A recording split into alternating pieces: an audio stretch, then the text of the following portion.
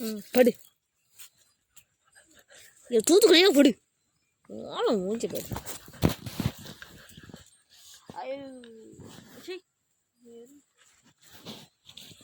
பா அது எப்படி நைஸா போய்கிட்டு இருக்குது பாரு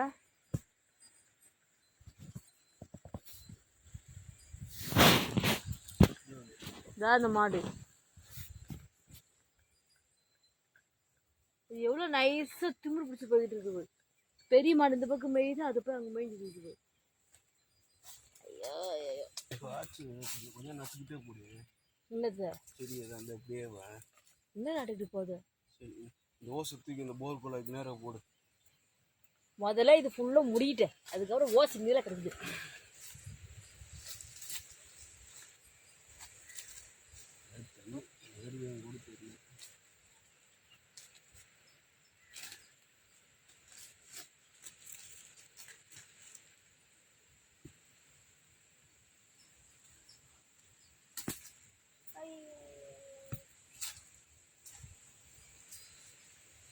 பண்ணு